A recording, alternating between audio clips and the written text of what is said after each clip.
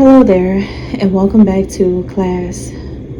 This is going to be class number 7, and this is when we talk about the amazing, mystical, and very, very, very mysterious planet called Moon.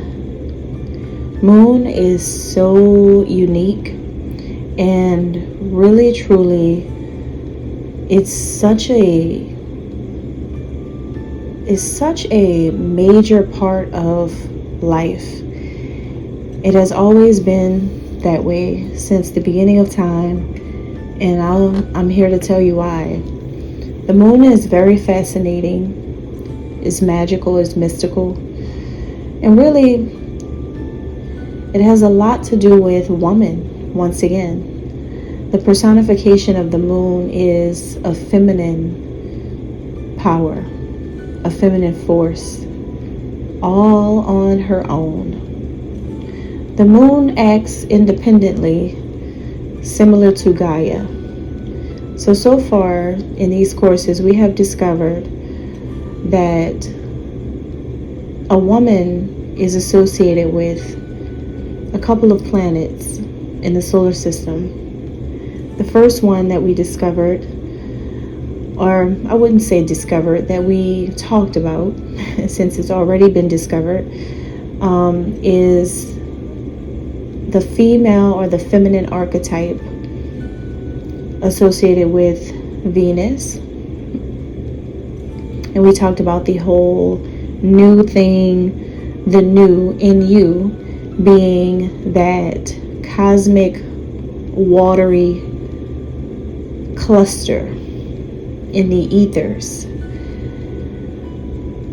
The water bearer itself is a woman. So we talked about that. And the next feminine archetype we talked about was Gaia. Feminine representation of what Earth is. Mother Earth. And we found that Gaia on the human body is the body itself, especially the second half of the body, from the solar plexus on down, solar plexus / heart on down. Everything below these areas are basically solar plexus on down is considered Earth, because I explained how the top portion of the human body is considered celestial. Okay, and then when you get way down around the ankles, the calves, and the feet, that's actually considered deep Earth. Okay, so we have found so many different things, and the universe, it has a woman written all over it, not just the masculine archetype. We found that the masculine archetype is the sun, the representation of the sun. So we have talked about these things, and we're finding that there is a polarity in like everything, even from us talking about the planets themselves, and they too having masculine or feminine attributes, and fitting these archetypes so well, and why they do. So we have covered a decent number of planets so far. We're only in the beginning of it all, but we already have 3, including the moon, which we're about to talk about now, 3 archetypes of a woman. Okay, including the moon. The moon is considered the mother of the universe. In the book, if you have the book, or if you're thinking about getting it, the book is called Mythic Astrology, Internalizing the Planetary Powers. What made me buy this book is because when I first opened just to a random page in the book, when I was standing in the store, I was like, oh, let me see what this is. The first page that opened up was page 61. This is chapter 6, and it just read moon. And on this page, there is a picture of goddess Osset, better known as Isis, right there. And that's when I knew this is the book I'm going to buy. I turned exactly to the right page. So these authors, they like to leave little excerpts from old writings from poets, playwrights, and things like that. So she's got a piece here from Shakespeare's 𝓂𝓁𝓆𝓀𝓀𝓾𝓆𝓾𝓀𝓚, and it says, "You took the moon at full, but now she's changed.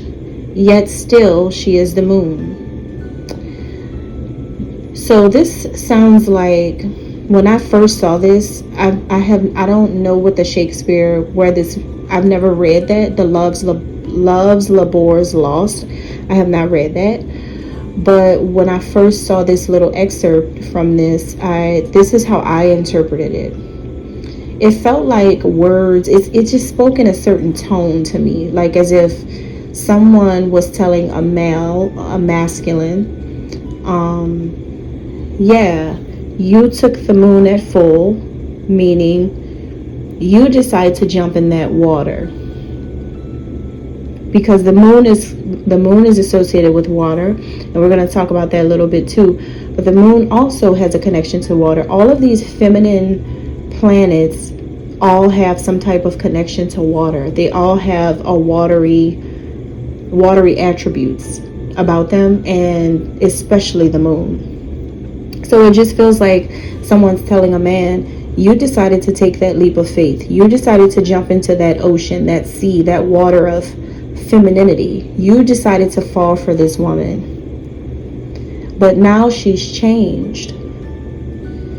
And when I thought about the moon, I thought about all of the phases of the moon. How the moon goes through each phase and changes. The moon, first quarter and waning, waxing, crescent, all of that. I thought about all of these many phases of the moon when I saw that. And it's like, it just felt like maybe someone's friend telling them, you decided to go and love this woman. You decided to fall in love with the moon.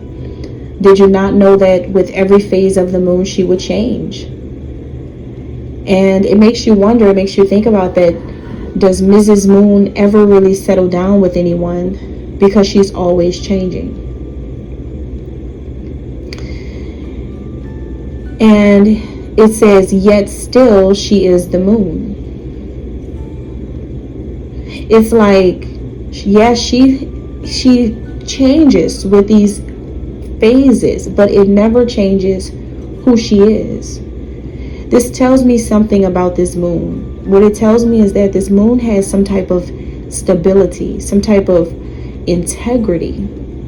This moon has something so authentic about it that even though all of these many mood swings and these changes and like all these things that are happening, going around in a circle, because the moon does orbit Earth.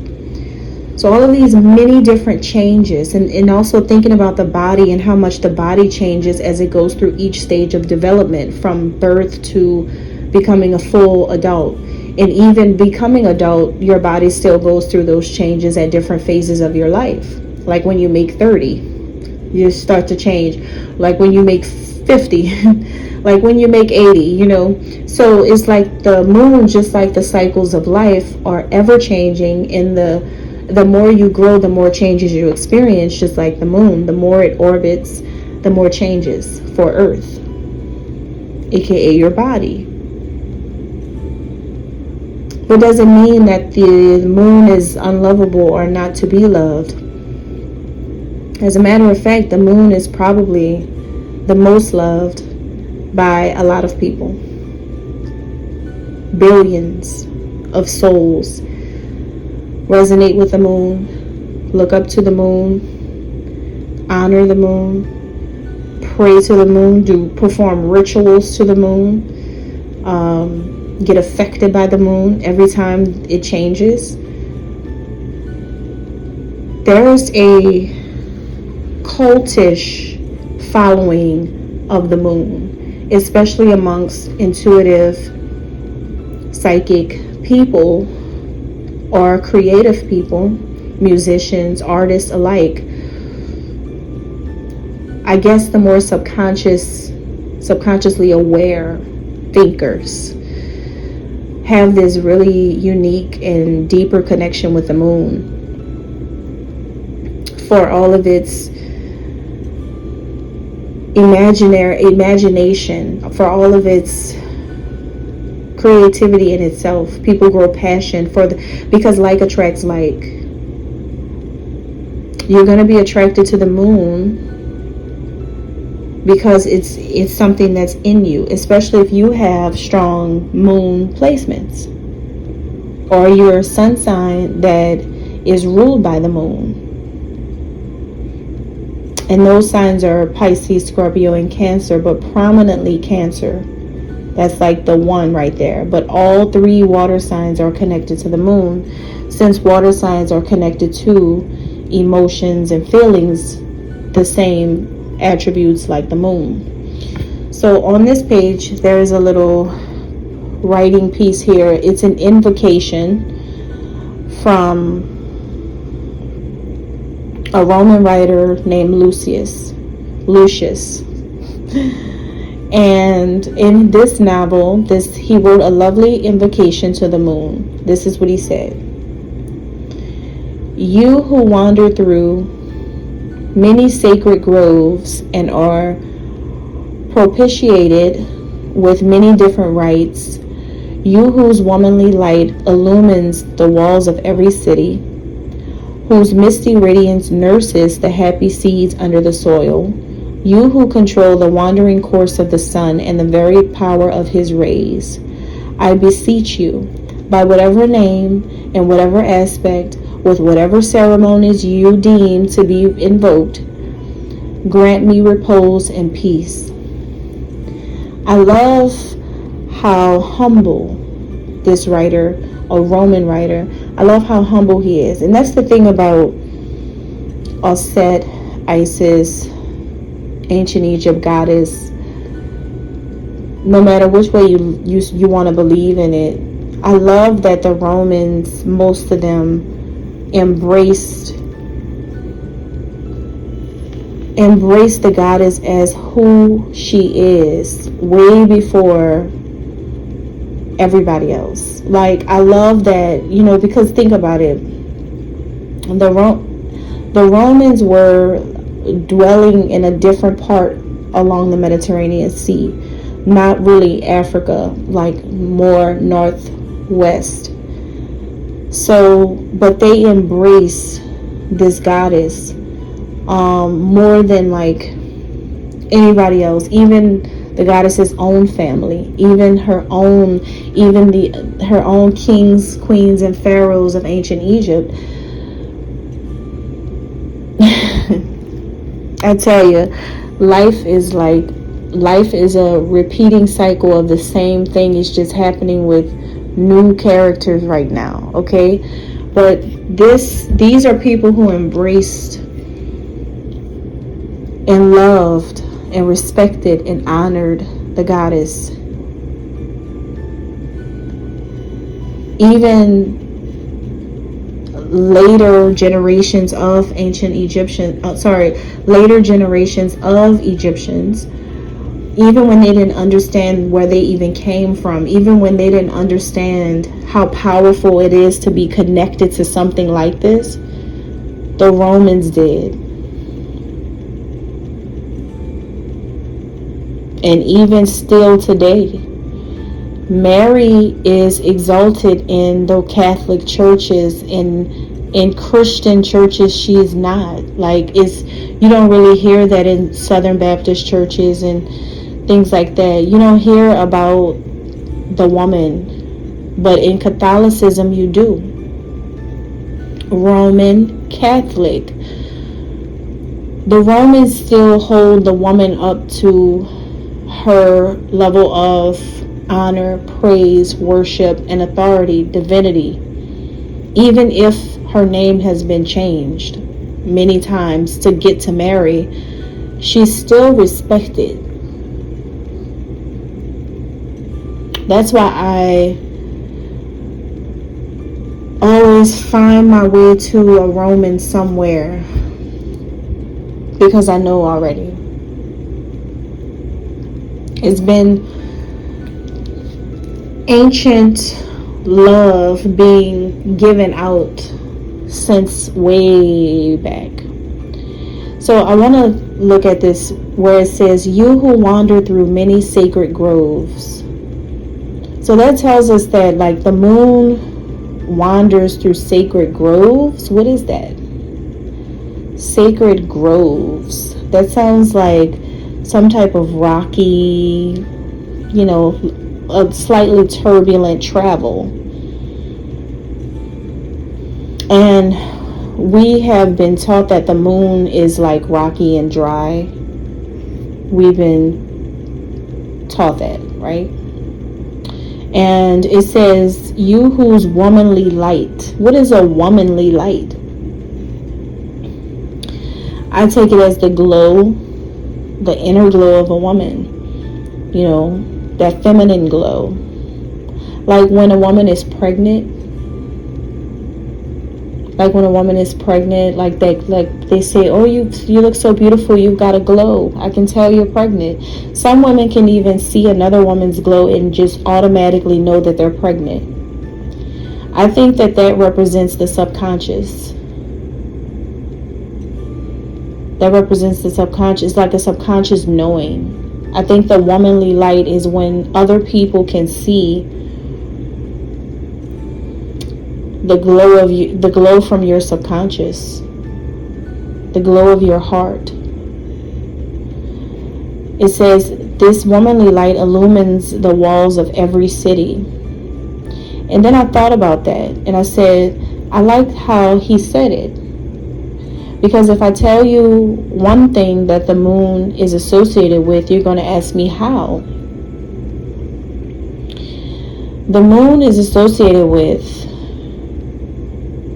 your blood.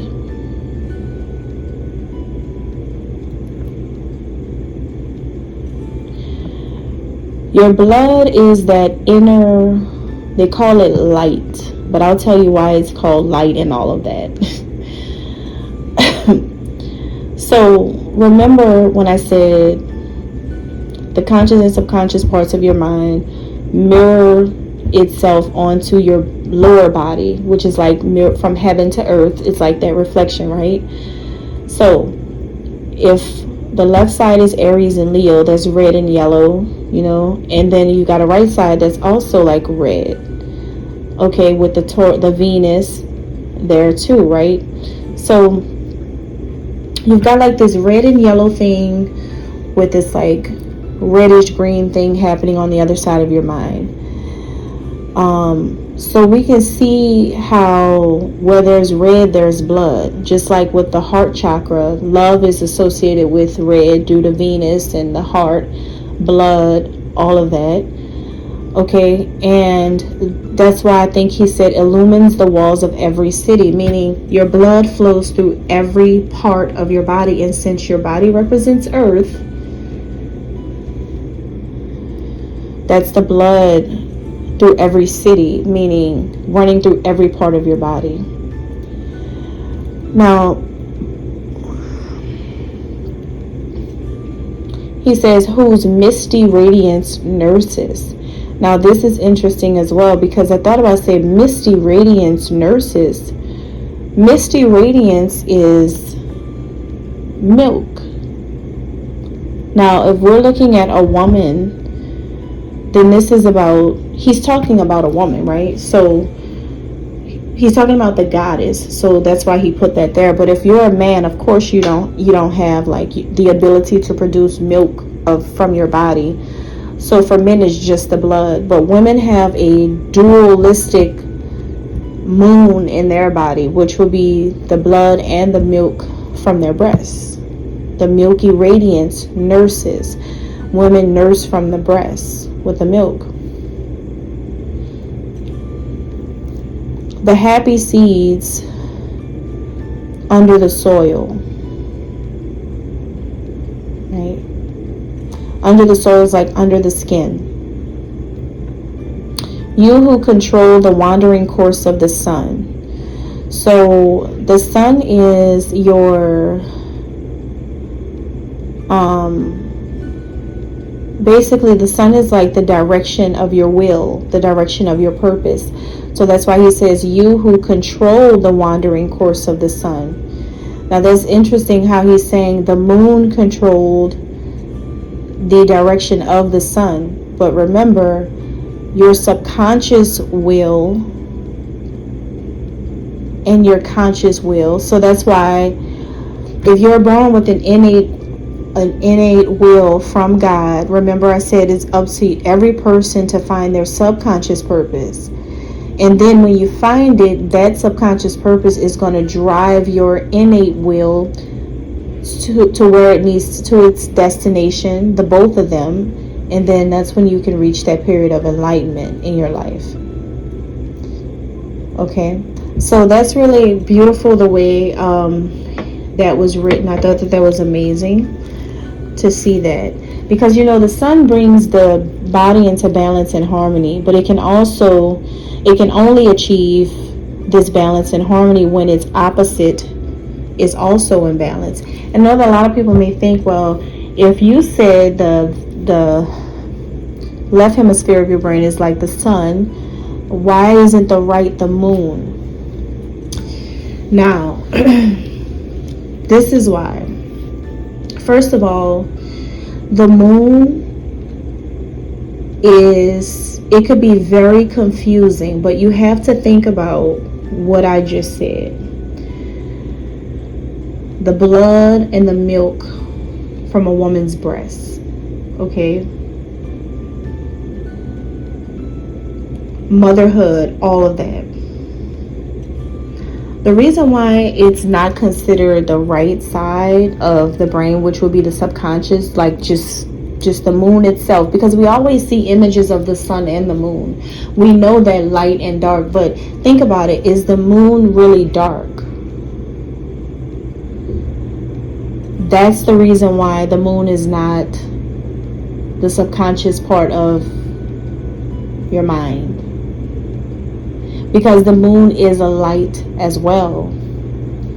So how can a greater light be, how can a lesser light, the moon, how can a lesser light be the opposite of a greater light? That's not really possible, because they're both of light. So that's the reason why the moon is not the subconscious part of your mind. It can be confusing, because once again, they are the greater light and the lesser light that God created. But they're still both light. Going back to what this said, you took the moon at full, but now she's changed, yet she's still the moon. That's just saying that the sun is of the moon is of the sun. The father is of the mother is of the father. They're twins. Going back to that thing, all this polarity is all over the place. But you would think that because they're twins, they should be, one should be left, one should be right, one should be light, one should be dark. You think that one lives in the light in the day and one lives in the night. It is all true, but yet she is still the moon, yet they're both light. So that's the reason why Venus is that subconscious part of your mind as well. Not only its body part connection, but also because it's just a solid planet, whereas the moon is a light too. So in the first or the second class, I told you that there's light that can be found in two places in your body, or the personification of what light is on the human body. You have a conscious version of it, like I'm talking about just the reflections. You have a conscious reflection of light, and then you have a subconscious reflection of light. Now, this excludes the brain, right? So what's the conscious manifestation of it? Your eyes. The subconscious manifestation of it, your solar plexus chakra. Aries and Leo. Aries rules the head. Your eyes are on your head, and Leo That's solar plexus area. So if the moon is portrayed here as, if not portrayed, but if the moon is actually a light in the sky, then it can only be one of two places. Now you got to think about it. This is an easy way for you to figure out where is the reflection of the moon on the human body. The reflection of it, think about it, the moon is associated with the fourth zodiac sign, Cancer, which on the human body, Cancer is located in the heart and breast solar plexus area. The heart, chest, sternum, rib cage, and the very top of the solar plexus. All of that is where Cancer is located, that whole area, and it shares that area with Virgo and Gemini. Okay,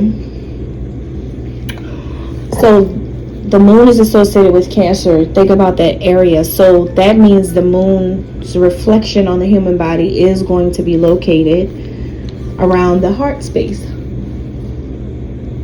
because that's the other light of the body, the heart.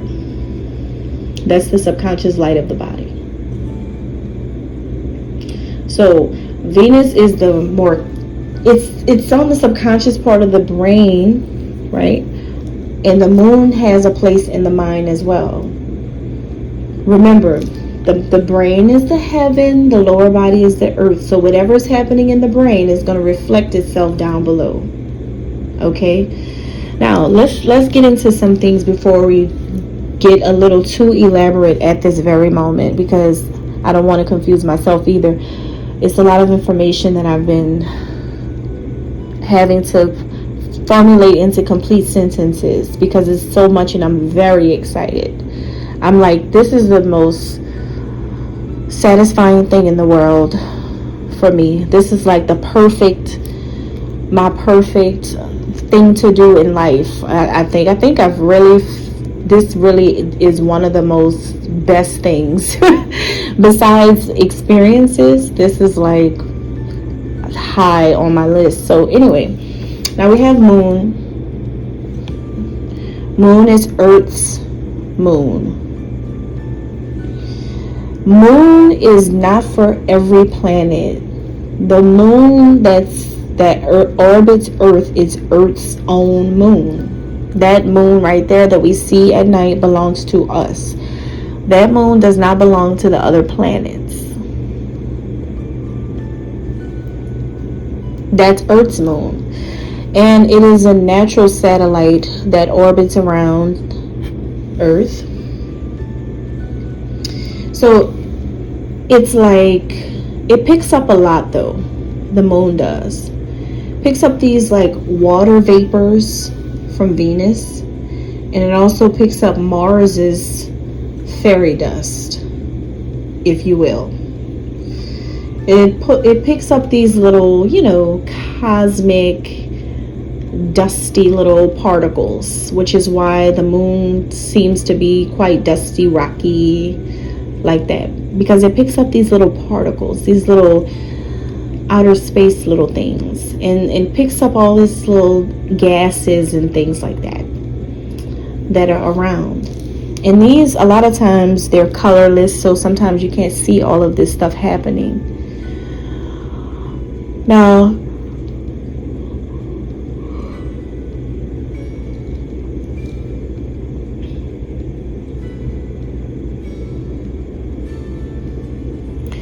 the moon is the visible symbol of the great goddess herself. Just like Venus, just like Gaia.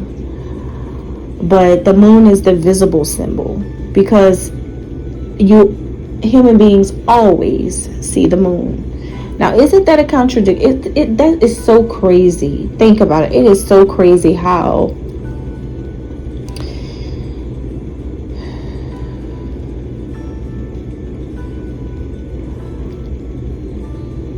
with Venus, you don't just always see Venus in the night sky all the time, but you always see the moon,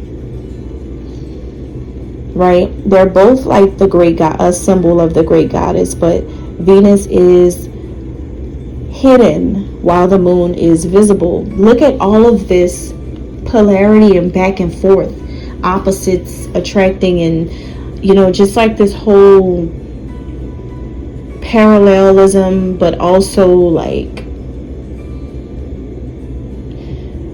it could trip your head out. And that's the thing about the universe, you don't know every single thing about it, but it could trip your head out how this is like that, because Venus is hidden from humans. Like, you can't really see it just in the regular old night sky. Like, anybody could walk outside and just see Venus up there. You can't.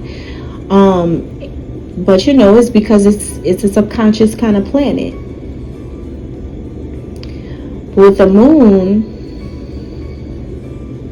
which has subconscious qualities, right? And is located at the subconscious part of the body of Earth, but you can see it. And that's why the moon is the moon, because the moon has so many different phases. The moon is always moving. The moon is always on a mission. Always on a mission, cannot be figured out, highly mysterious, very, very mystical, could change at the drop of a dime. You can't keep up with it. A lot of people still don't understand if the moon is a perfect reflection of, well, not reflection, but a perfect symbol for the subconscious mind, or if it's, because it's so conscious, we can all see it just like the sun. We all have access to see it, but it's located in an area, the sky, right, in that vault. It's still in that vault, which means that it's got to be a part of the subconscious, because it's not in the day, it is in the night. So we can't say that it's fully conscious, because if that were the case, then it would be out at the same time the sun is out all the time. So if it's only out at night, why isn't it subconscious? Even if we can see it. Well, because life doesn't go like that. And you can't make it go like that. And that is why the moon cannot really be controlled.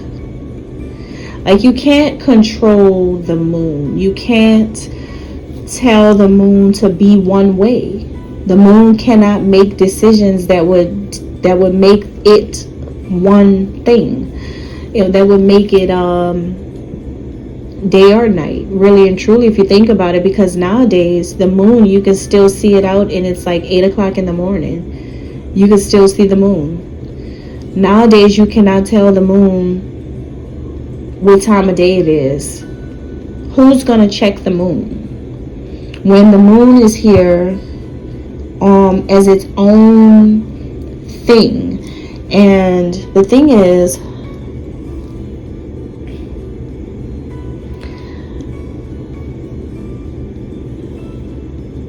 this moon dictates wake and sleep cycles in humans.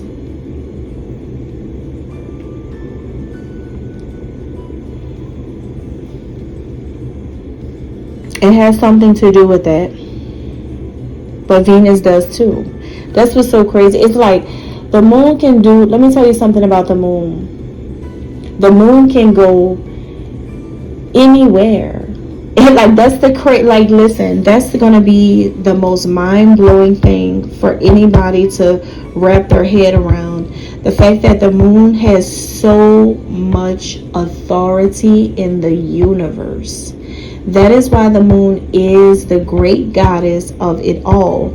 Because remember, just like Lucius said in this novel from a long time ago, this Roman writer said, the moon controls the wandering course of the sun. If the sun is the father king, the moon can control that, which means that the woman in the relationship has more authority. The moon is the god of all the gods. Like the moon is even the god of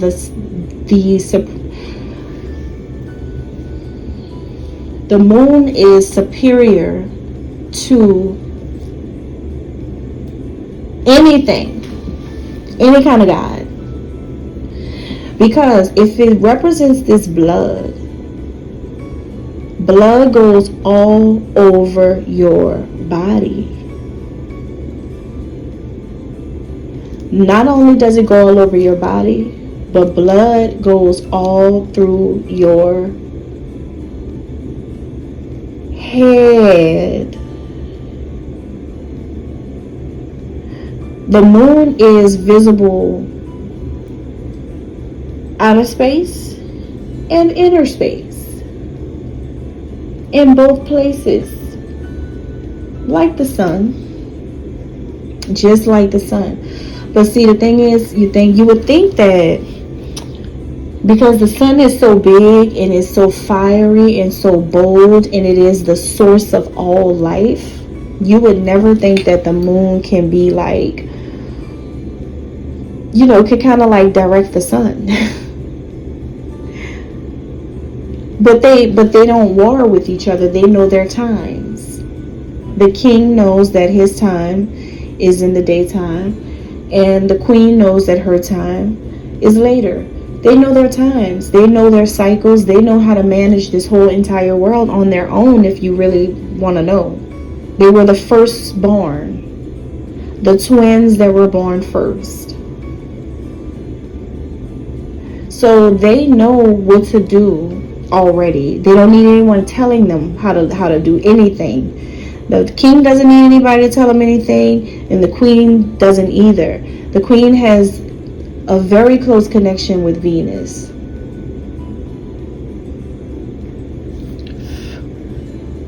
Very close connection with Venus. So this moon, think about it. What does Venus do? Venus is on the other side of the sun. See, the moon is a shapeshifter. Remember earlier I said Venus is a shapeshifter. Well, what do you think? I never mentioned the other form that Venus could take. I never said anything. The other form that Venus can take is the moon.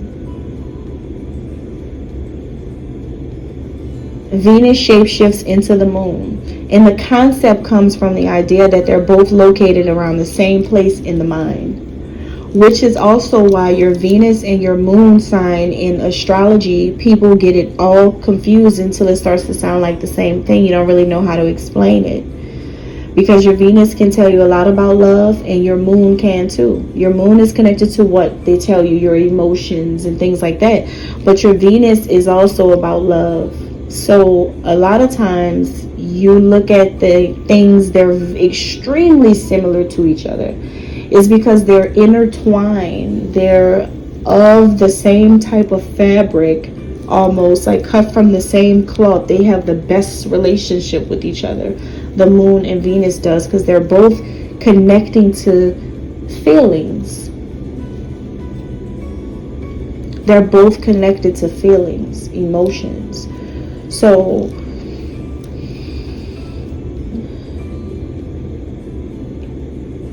it's really amazing. See, the lunar goddess reigned supreme back in the day.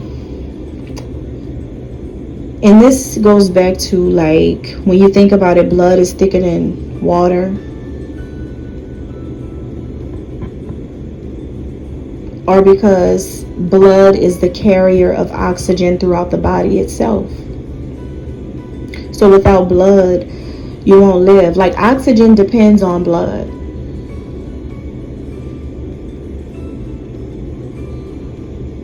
Oxygen depends on blood. Mercury depends on all of this, right? Let's just say,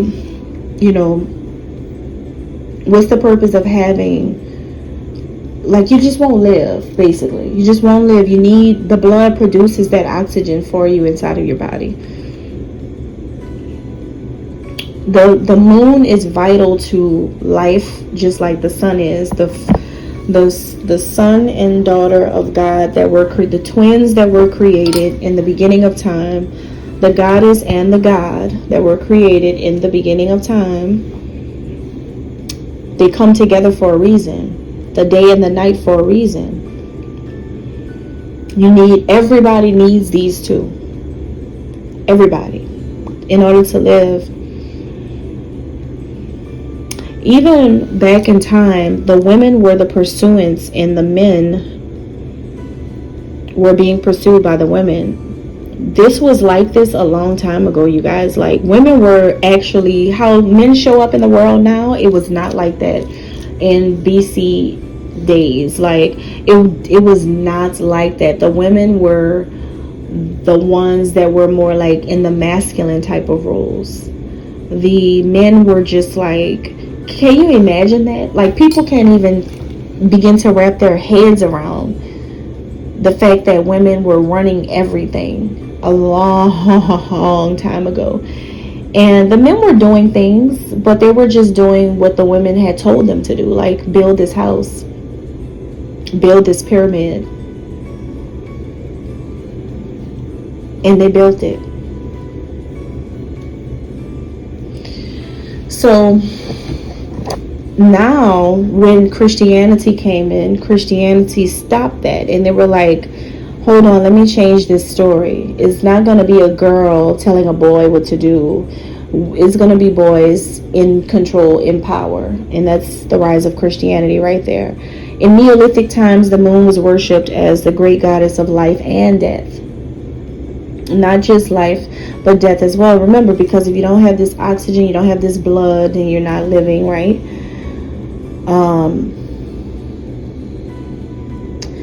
Also in these times, a lunar symbol was a bull, like Taurus. The moon is exalted in Taurus. The same as with Venus. The same as with Earth. When I talked about Mother Gaia, I said Uranus is probably the planet that can partner up with Earth the best. But as far as love relationship, it's going to be a Taurus that can glorify Gaia. The way, because Taurus is like, got that Venusian connection, and it's an Earth sign with very strong values. And, just its position in the body and everything. It probably can handle that. So that's what I was saying. And it's crazy because the symbol for the moon was a bull with a crescent moon, which is a depiction of the sign of Taurus. It's interesting how Taurus was connected to the moon, but you got to think about why.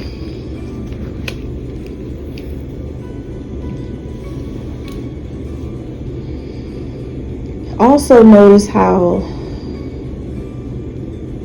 the conscious represents two masculine signs, Aries and Leo, and the right side represents two feminine signs, Taurus and Libra.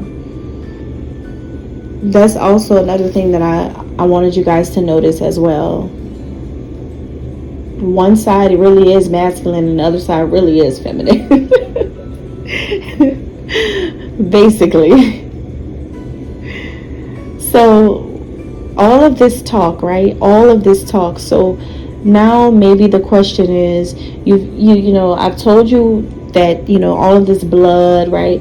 That's like pretty much like the moon. Because again, why is it blood and not something more solid? Well, because the moon is a light, right? But also it's constantly orbiting around Earth. Constantly orbiting around Earth. And that's the same thing your blood does. It constantly orbits around your body, which is Earth. What is one thing that always orbits around your body besides oxygen? We already know the whole oxygen story. We went through that on the planet Mercury in that video. But what else orbits around the body? What constantly moves around besides water and besides air? What has a steady stream is blood. That is why. Okay, that is one reason why. So And then we also have the milk, but only the women have like that milk that they can produce. Now, everyone has milk of the brain though. And everyone has blood of the brain though. And notice how the moon is associated with blood and a woman's milk. That's two different things, but they're liquid, which is also why people always associate water signs in astrology and like water itself with the moon. Because females, women, femininity, water just reminds you of the essence of a woman. Just peaceful, delicate, emotional, all of that.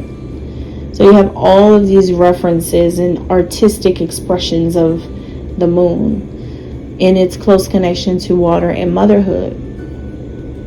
So there's a milk of your brain, there's blood going up there too. So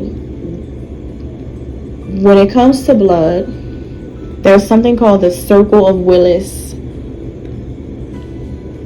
And at the base of your brain, it's like right smack in the middle. Like right smack at the top in the middle of the brain. And so that's where it is literally called circle of Willis, just like the moon. Now, Willis. Who said Willis? Now that sounds like a black man who likes to eat chicken and watermelon. I'm not gonna lie. Circle of Willis. What you talking about, Willis? I think Mr. T said that, huh? Interesting. Mr. T said that. T. You draw the letter T, a lowercase t, and you have the 4 parts of the brain. And circle of Willis, you can just draw that circle right there in the middle. And that's where you'll find the circle of Willis. Now, Will is, remember I said,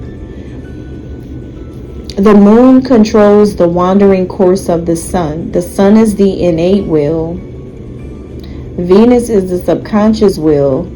The moon is the controller of the conscious will. The circle of Willis, will is, okay?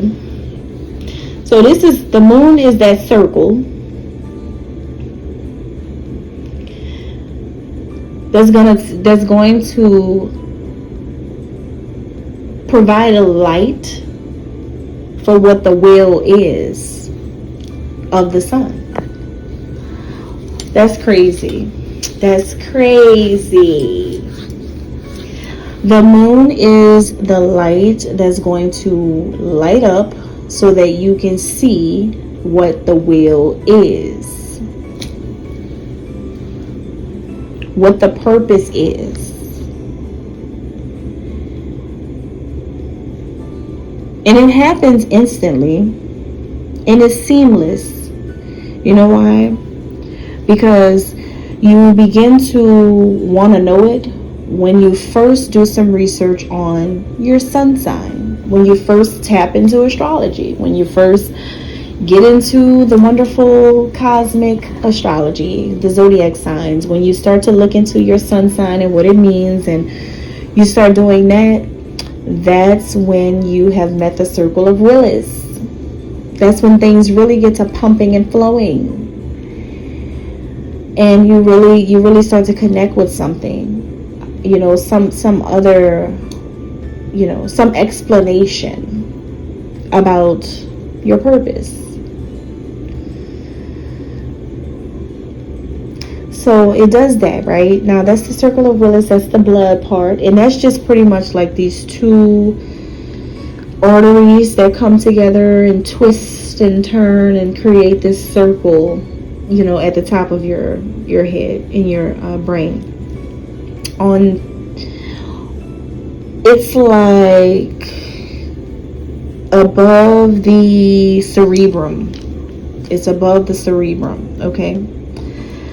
Now, what about that milk of the brain thing that I was talking about? Now, remember I said the moon has a close connection with Venus. And the moon is often associated with like colors like purple, indigo, yeah, it's associated with colors like purple, indigo, things like that. The third eye chakra. Now, the third eye chakra is located like in the forehead to the back of the head, pretty much. Forehead to the back of the head. That's where the third eye chakra is located at on the body. And the reason why is because, you know, of this, the moon thing, you know, with the blood going through the head, like all of that. But also, people know that the third eye is connected to the pineal gland as well. Okay. Now, this is where we get a little scientific. And I do not study science, but if I could just only study this type of science, I probably would go through the whole schooling, become a doctor, like I would do all of that. If they could just leave math out and just give me words, amazing. But I know somebody's gonna put some math in it and it's gonna really get on my nerve. And I'm gonna be like, nope, don't want to do it, I'm done. But yeah, anyway, so we have, what was I saying? Okay, yeah, that's what I'm looking for. Where is it at? Okay, so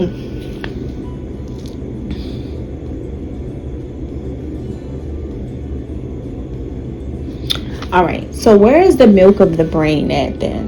And that's really interesting to say that, but the pineal gland, okay? The pineal gland secretes a hormone called melatonin into your bloodstream. Hint, hint. Remember I said Venus and the moon works together, because this pineal gland is located underneath the cerebral cortex. Okay? It's located underneath there.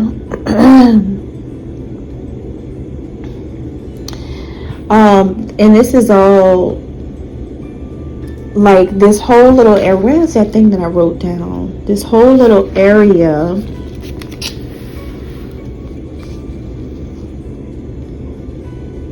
is like that whole little area there.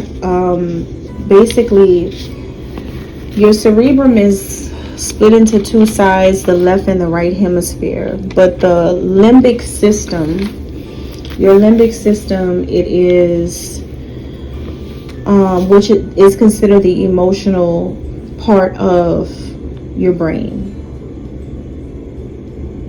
And there's things in this area, such as the thalamus, that sends sensory signals to the cerebral cortex, which regulates the sleep, alertness, and wakefulness, so that you can know when it's time to go to sleep, when it's time to wake up, all of that. Okay, so all of this is happening in your brain here. But we have the pineal gland, which, like I said, it secretes the hormone melatonin into the bloodstream, which controls the circadian rhythm in your cycle of sleep and wakefulness. It's a tiny pine cone shaped little thing, or like an egg shaped. And your hormones carry messages through your blood to other organs, such as your skin, your muscles, other tissues, and it pretty much tells your body what to do, what to feel, and when to do it. Your pineal gland is located deep in the middle part of your brain, just above the thalamus, which, like I said, the thalamus is a part of the limbic system. The pineal gland is like right over there in that little area. All of this is connected to Venus, which means that all of this is connected to the subconscious part of your mind. Okay? And so that secretion of that specific hormone that gets released, called melatonin, is connected to the moon. That's the milk of the brain. So the blood and milk, we have the circle of Willis and melatonin. Okay.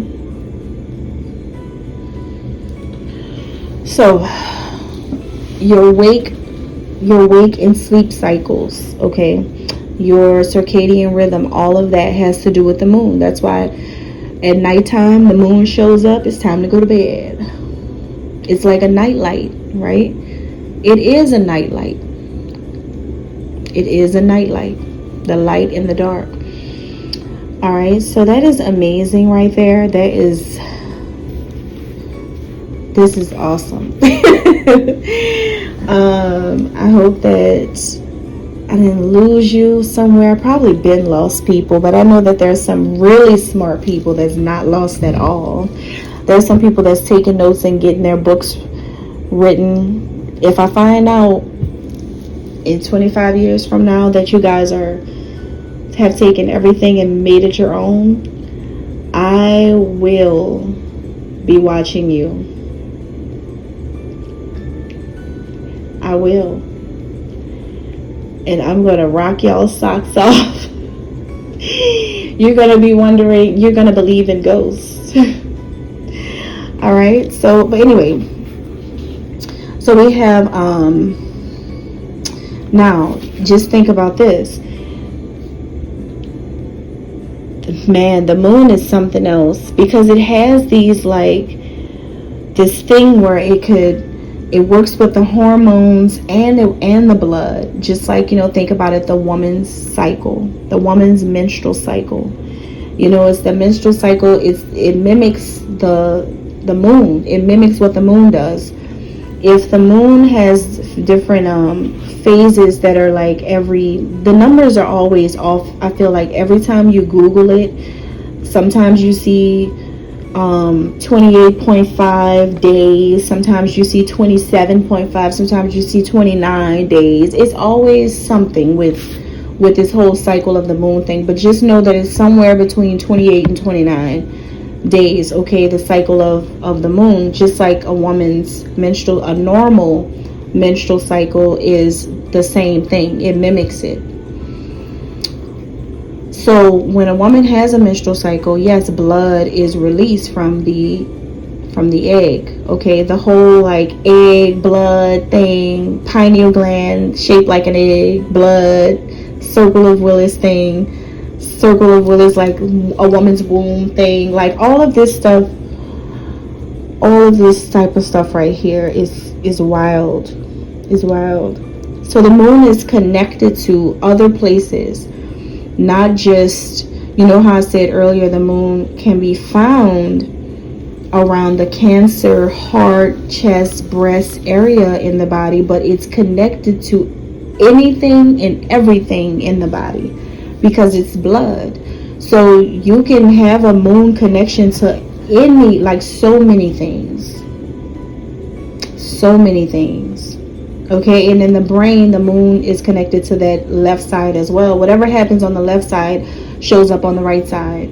Okay, that's how it works in the brain. So we have that what is the other kind of milk? We're not going to go there, not too far into that. But if you think about reproduction, then there you go.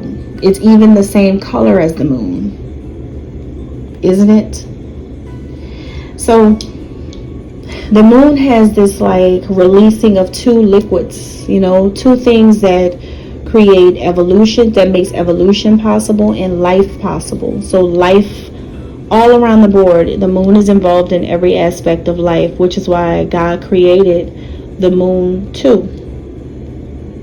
We need the moon because we need blood. And in order to reproduce, we need the whites. We need the milky thing, the Milky Way. We need that too. So in medieval times, the moon was like the Holy Grail. They would refer to the moon as the Holy Grail, that cauldron of water, that sacred liquid, that blood, basically. And that was like the holiest. The moon is considered the holiest blood ever.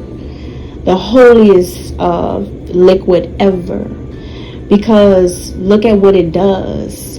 It can make babies and it could keep people alive.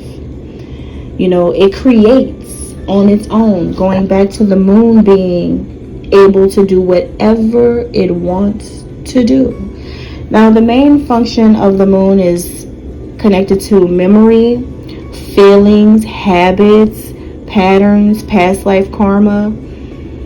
Okay, and all of these things unconsciously directs our actions in the present moment. So, you know, certain things that you actually end up doing have a lot to do with the moon as well, because it's memory based, it's, you know, feelings, all of that. Now, why is memory, feelings, habits, patterns, where did all of that come from? That comes from the limbic system in your brain. The limbic system in your cerebrum area of the brain. So that's where all of that is, that's why that's possible.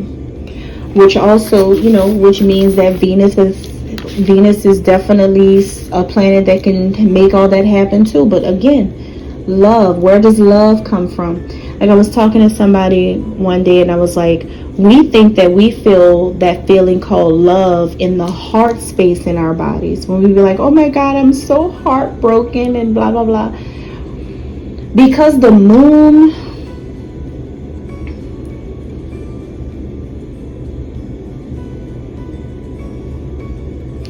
because of the moon,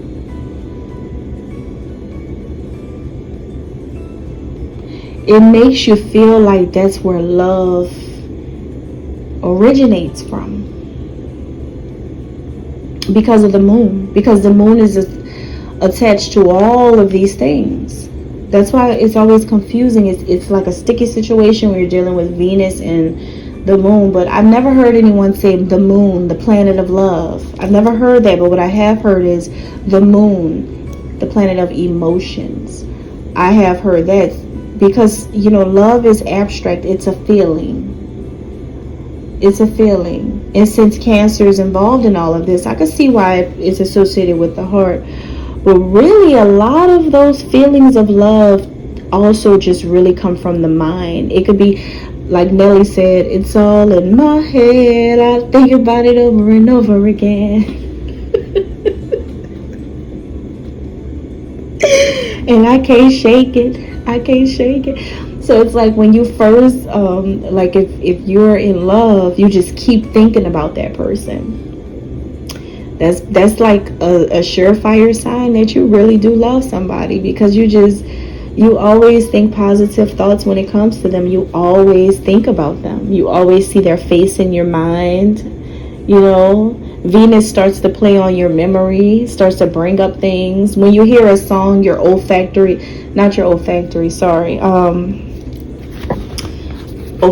has to do with smell. When you hear certain songs, so this has to do with the spatial and visual perception part of your brain is the not the frontal lobe, but the other lobe. I don't know how you pronounce it. I don't want to mess up this word. Whatever they called it. I see a name in the word that's familiar to me, as a matter of fact. But I don't know if they pronounce it the way I want to say it. But not the frontal lobe, but the other lobe. That was the spatial and visual perception. So Venus starts to do its thing over there on that lobe on the right side. It starts to, it's like a DJ. Venus starts to DJ in your mind, and then you start to hear certain songs and associate it with certain people that you used to love, or people you used to date, people you fell in love with when you were younger. Your old high school sweethearts start to pop back up in your mind. Like different memories start to come up, feelings of nostalgia. Where's nostalgia? It's in that lobe. It's Venus doing the whole time.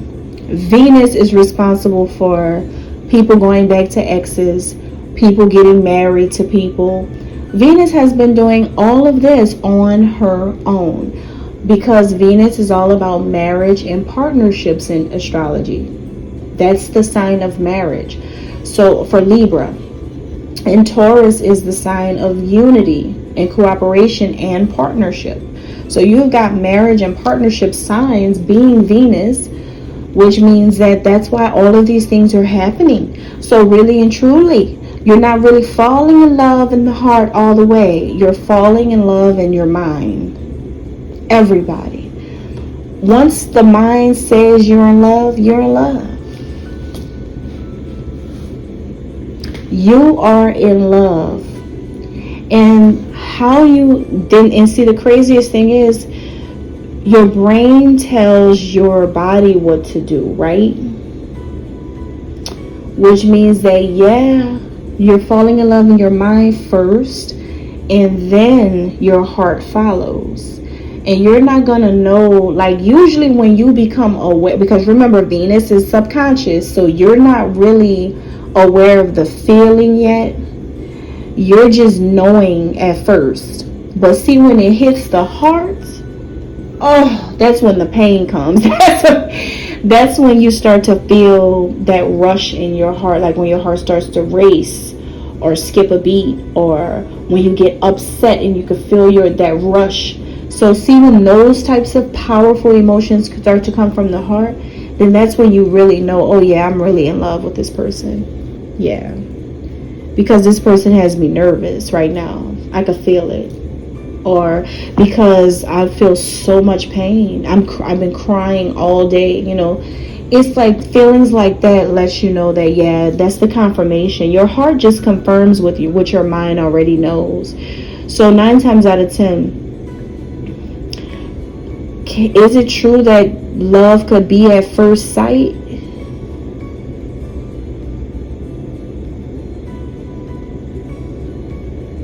Can love happen at first sight? Possibly, if you tell yourself that that's what's going on. Like, if you really like somebody, you'd be like, you know what? I think I love you. Then your heart is gonna follow. You're gonna feel a little thump. Little faint little thump after that, and it's like, oh yeah, boom, I feel something. I think I was right when I said that. I think I was right when I said that. So now, yeah, I'm in love.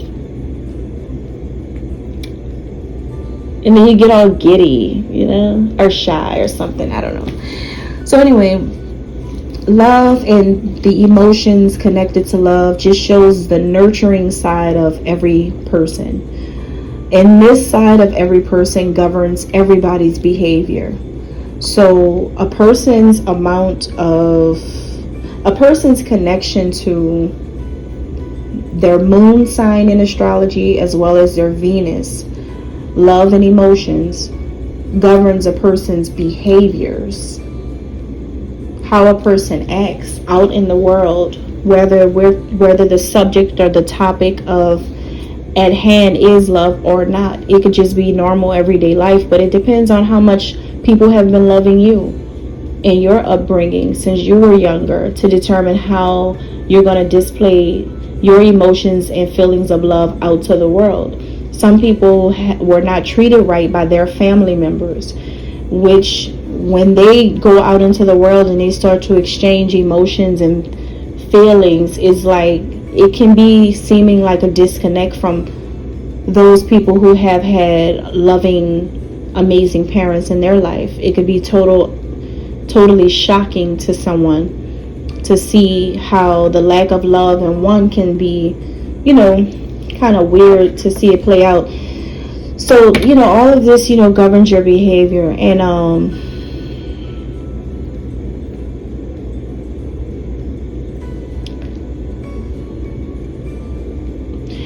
there's something that I found out in this book that was really interesting as I begin to wrap this up. That in Islam, you know, with the Islam culture, belief system, religion, they the crescent moon is their symbol, right?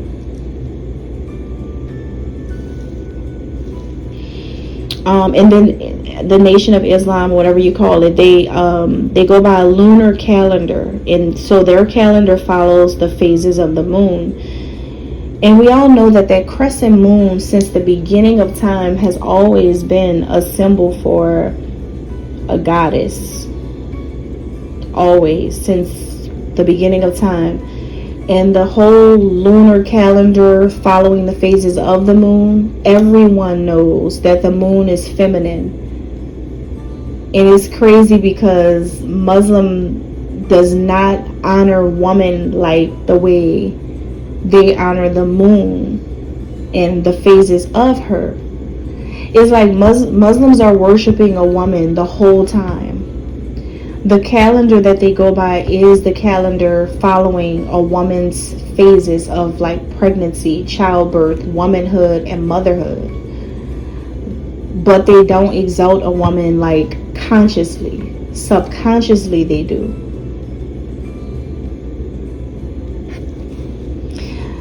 They honor the moon and hide her at the same time.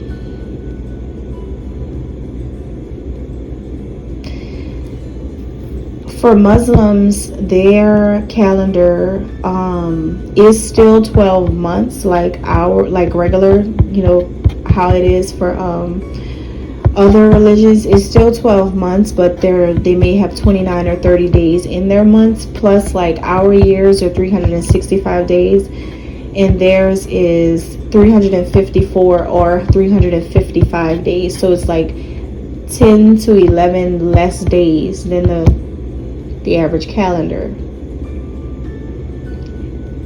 Also, the beginning of their months begins and ends with a new moon cycle. Everything for them, their days, their timing revolves around the moon, woman. But this is a patriarchal belief system. Muslims also fast at the 9th month of their year, from sunrise to sunset. From sun to moon, they fast at the 9th month.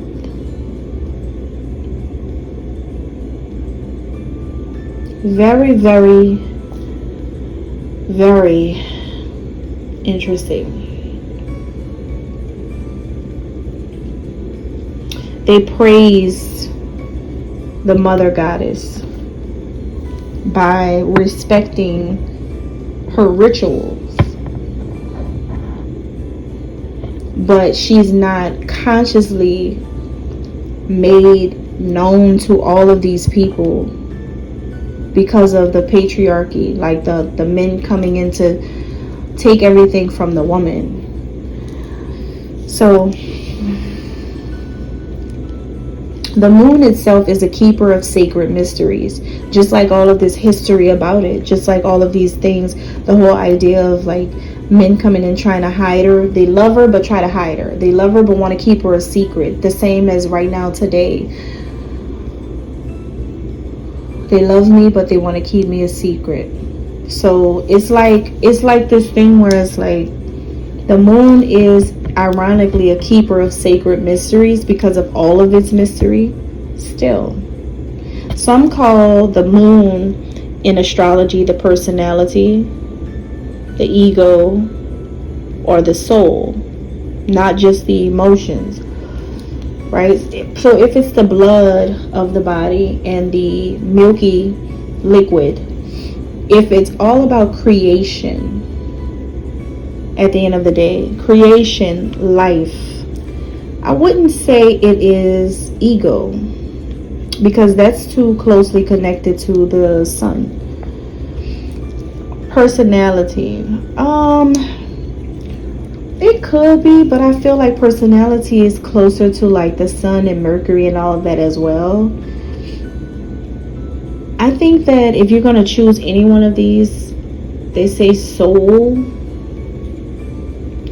It could be. It could be. If that's how you want to see it, it could represent the soul in a way. In a way, it could represent that because it has a lot to do with memory, like past lives, reincarnation, death and rebirth, awake and sleep, all of that, yeah, that's going to be the most fitting way to think of it.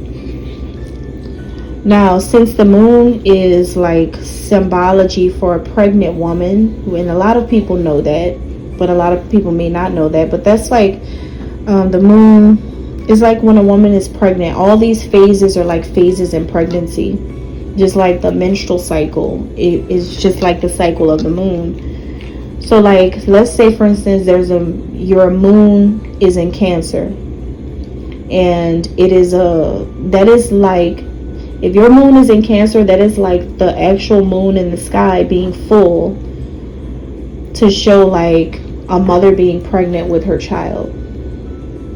Moon in Scorpio is like a full moon in Scorpio where the mother is about to give birth, like at that 9th month.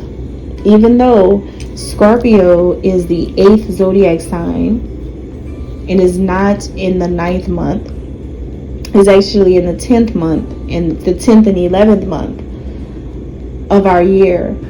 But the earliest calendars had 13 months. The earliest calendars in the world were lunar calendars, just like the Muslim calendars. But the Muslim changed theirs from 13 to 12. But the earliest calendars in the world were 13-month calendars, and they were lunar. They follow the cycles of the moon, and they were linked to the goddess of the moon. The Muslims kept that, but of course they changed a little bit. But the Muslims are the ones who are the closest to understanding how important the mother goddess is in relation to time. The Roman Catholics are the ones who understand who the mother goddess is in relation to her honor, her piety. So a moon in Pisces is the actual delivery of the baby. Like a full moon in Pisces will be the delivery of the child. So Cancer, Scorpio, and Pisces are all water signs, all maternal. They're all maternal. They all have strong feminine aspects. They're all connected to the moon and the moon goddess. Now, you know, on Earth, you see 4 phases show up as well, not just with the moon. But you see 4 phases show up like in the seasons. You have winter. That's like a new moon, where it's more barren, more dry, more desolate. You know, people are in closed doors. It's too cold. That's like a new moon. New beginnings, a fresh, clean slate. The first quarter moon is like springtime. That's when the moon is halfway full. So this is like springtime, when the seedlings, the buds, and everything begins to sprout. This is like when everything starts. New awakenings, new beginnings, the start of everything. March being the actual quote-unquote new year, you know. Springtime is like fresh blossoming buds, okay? So you have that's like the first quarter moon.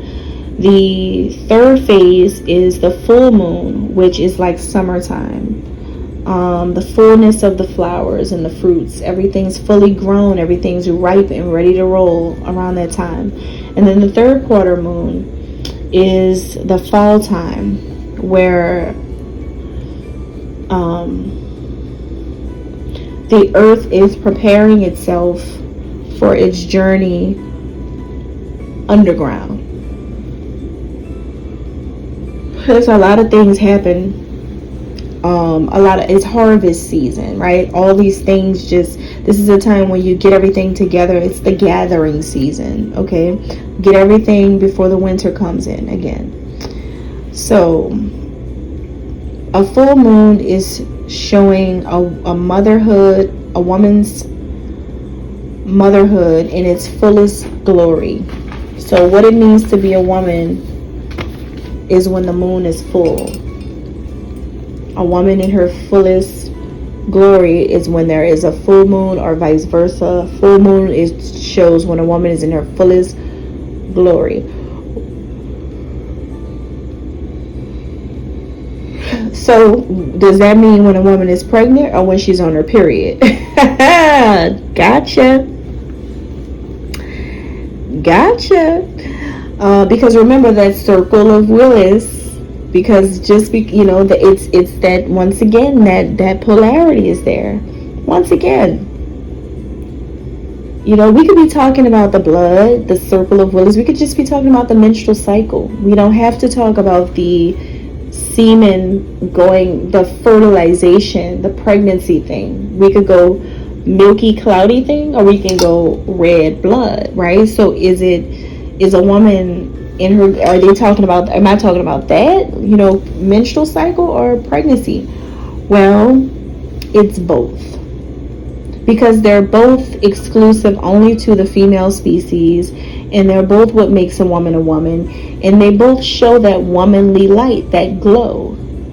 Women glow up when they're pregnant and also when they're on their cycle, which is why their skin gets a little bit more oily when they're on their menstrual cycle, and they start to break out and get these little bumps sometimes, these little pimples when they get on their cycle, because their skin gets more oily and stuff. They get a little glow both times, pregnancy and menstrual cycle. So yes, that is where the moon is. Okay, now this connection between the moon and sun constitutes a harmonious relationship that strengthens both the heart and the mind, rather than attempting to be all just the mind or all just the heart. Because the moon is orbiting Earth all of the time, just like blood. It's outside of Earth, but we can also see it. Okay? So when it comes to the body, the moon is all over. Okay? It's like conscious and subconscious, to tell you the truth. Because it's like it can go anywhere it wants to go. Okay? It can literally go wherever it wants to go. It even goes in front of the sun when there's eclipses and stuff. The moon does pretty much anything it wants to do, because it has like this ability to have, it's like, you ever seen those relationships where the woman finesses the man a lot and she gets her way with the man? That's how the moon is. The moon gets her way with her husband. The moon gets her way with her husband. Venus is the moon is Venus, I promise. Because they're both the same. They're both planets. All of these planets are just different alter egos of each other. Like they just have different functions, and they do, but they're all like brother and sister. All of them, all the planets are like brother and sister. It's only these ones that are sticking together. It's the pantheon, like they say, the Egyptian pantheon of gods and goddesses. There you go.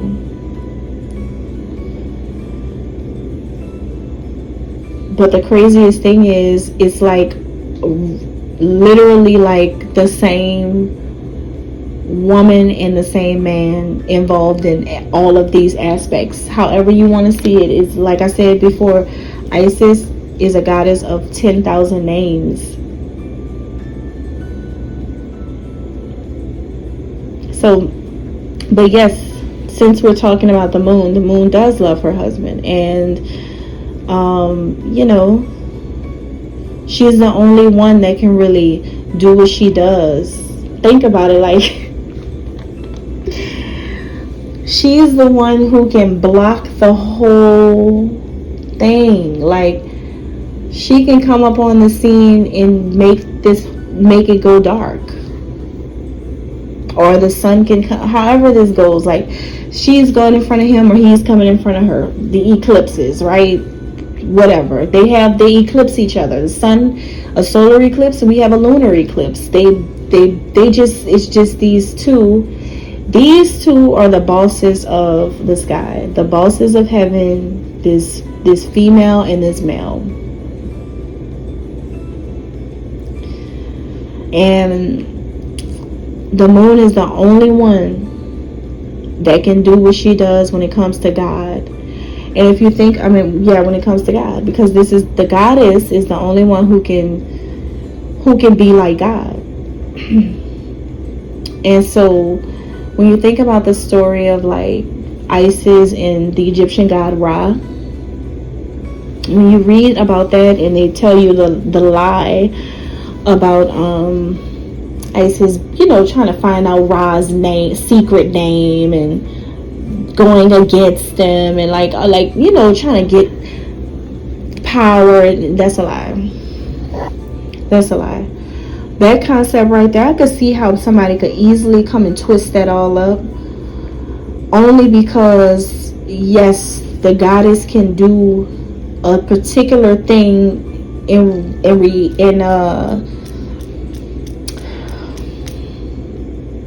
collaborate with the sun like no other goddess can. No other person can. Let's say that no other thing created can do what this goddess can do. That's why it's only a solar eclipse, a lunar eclipse. These were the first two things created. There's only night and day. There's no gray area. There's no third part. There's just these two things. And polarity is only black and white, left and right. Even if it's up and down, like it's just bing bong. Bing bong. That's that. All these other things that people try to figure out, try to bring in, are Uranus driven, Aquarian driven things, like new innovations, new ideas, new inventions, new concepts, new theories. People like to do that because everyone has a great imagination. A lot of people do, and they find out and discover so many different things to the point where it's crazy the things people find out. But what always remains the same is that sun and that moon. It's only those two that are really running everything. And only the goddess can do what she does with that sun. Okay? Alright, and that's all I have. Thank you. I'm so glad I got through the moon. Okay, thank you.